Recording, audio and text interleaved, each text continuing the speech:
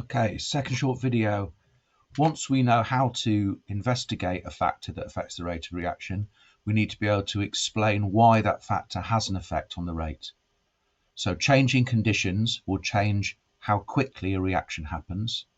And remember, you always have to describe the effect of changing a factor in terms of the chance, a random chance of particles colliding. Two things have to happen for a chemical reaction to take place. There has to be a collision between particles of reactants, and they have to have enough energy.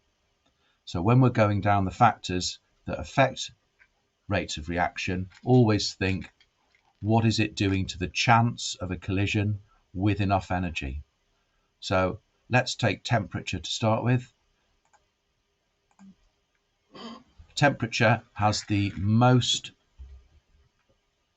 explanation to go with it, because temperature does both things to particles. The hotter a reactant is, the more kinetic energy the particles have, because they're moving quicker, and therefore they're both more likely to collide as well as more likely to have enough energy. Remember, we call that minimum amount of energy to react the activation energy.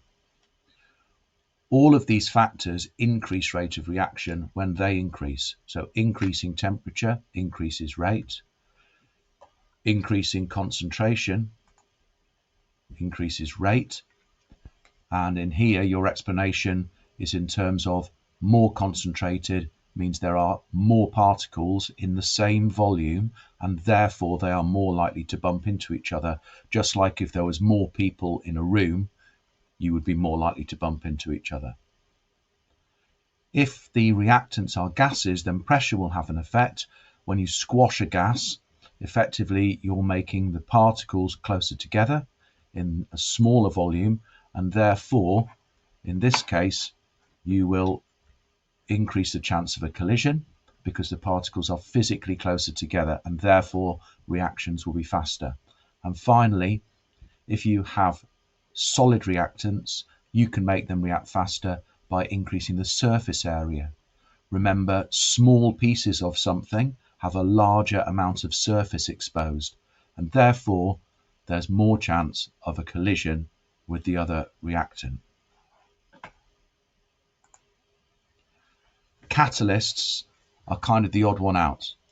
Catalysts don't change how fast collisions happen, but they do mean that collisions that do happen are more likely to be successful, because a catalyst allows a reaction to take place at a lower demand for energy. In other words, we could say catalysts make the activation energy smaller. Because the activation energy is smaller, therefore the chance of a collision being successful is greater. Remember, a catalyst is not actually one of the reactants. It's not used up at all, and all it is doing is providing an alternative pathway for reactants to become products, and this pathway requires less energy. A bigger proportion of the particles that are moving around are going to have that amount of energy, and therefore more of them react. The chance of a collision is greater. Higher tier candidates, remember, you have to be able to calculate rates, and there's two ways in which you can do that. If you take values from a curve and calculate the rate, then you'd be calculating the average rate of reaction over the time that you've chosen. However, if you want to know how fast a reaction is happening at a certain point in time, and this graph here is showing the rate of reaction at the very beginning, then you need to draw a tangent.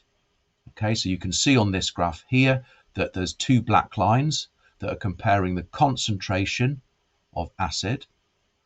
The 1 molar acid is reacting at a faster rate than the 0.5 molar, and the tangent is steeper. Make sure you include units. Make sure you get your numbers the right way round, and do change in y divided by change in x to calculate the tangent to the curve at the time you've been asked about.